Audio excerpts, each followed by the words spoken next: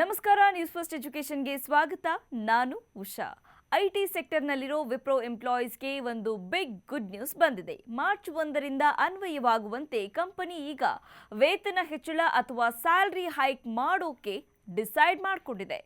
ಸುಮಾರು 1 ವರ್ಷಕ್ಕೂ ಅಧಿಕ ಕಾಲದಿಂದ ವೇಟ್ ಮಾಡ್ತಾ ಇದ್ದ ಉದ್ಯೋಗಿಗಳಿಗೆ ಇದು ದೊಡ್ಡ ರಿಲೀಫ್ ಅಂತಾನೆ ಹೇಳಬಹುದು.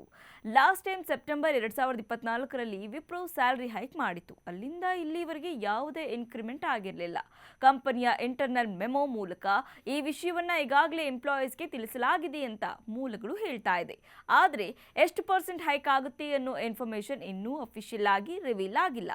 ಜನವರಿಯಲ್ಲಿ ನಡೆದ ಥರ್ಡ್ ಕ್ವಾರ್ಟರ್ ಮೀಟಿಂಗ್ನಲ್ಲಿ ಕಂಪನಿಯ CHRO ಸೌರಭ್ ಗೋವಿಲ್ ಅವರು ಇದರ ಬಗ್ಗೆ ಸುಳಿವು ನೀಡಿದ್ರು. ದಾವೋಸ್ನಲ್ಲಿ ನಡೆದ ವರ್ಲ್ಡ್ ಎಕಾನಮಿಕ್ ಫೋರಂ ಮೀಟಿಂಗ್ ನಂತರ ಈ ಫೈನಲ್ ಡಿಸಿಷನ್ ತೆಗೆದುಕೊಳ್ಳಲಾಗಿದೆ.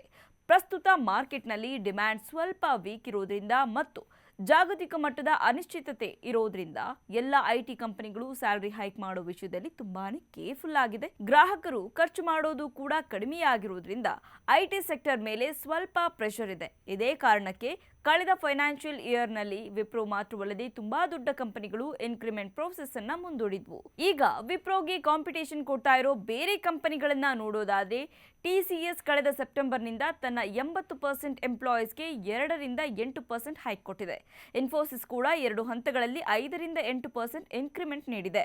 ಇದರಲ್ಲಿ ಬೆಸ್ಟ್ ಪರ್ಫಾರ್ಮೆನ್ಸ್ ಕೊಟ್ಟವರಿಗೆ ಇನ್ನೂ ಜಾಸ್ತಿ ಸ್ಯಾಲರಿ ಸಿಕ್ಕಿದೆ. ಇನ್ನು ಕಾಗ್ನಿಜೆಂಟ್ ಕೂಡ ನವೆಂಬರ್ನಿಂದ ಸ್ಯಾಲರಿ ಹೈಕ್ ಜಾರಿಗೆ ತಂದಿದೆ. ಈಗ ವಿಪ್ರೋ ಕೂಡ ಈ ಲಿಸ್ಟ್ಗೆ ಸೇರ್ಪಡೆಯಾಗ್ತಾ ಇದೆ. ಐಟಿ ಫೀಲ್ಡ್ ನಲ್ಲಿ ಕರಿಯರ್ ಮಾಡಬೇಕು ಅನ್ಕೊಂಡಿರೋ ಸ್ಟೂಡೆಂಟ್ಸ್ಗೆ ಈ ನ್ಯೂಸ್ ಒಂದು ಪಾಸಿಟಿವ್ ಸಿಗ್ನಲ್ ಸಿಕ್ಕಿದೆ. ಮಾರ್ಕೆಟ್ ಎಷ್ಟೇ ಟೈಟ್ ಆದ್ರೂ ಕಂಪನಿಗಳು ಟ್ಯಾಲೆಂಟ್ ಇರೋರಿಗೆ ಸ್ಯಾಲರಿ ಹೈಕ್ ನೀಡ್ತಾನೆ ಇರ್ತಾವೆ.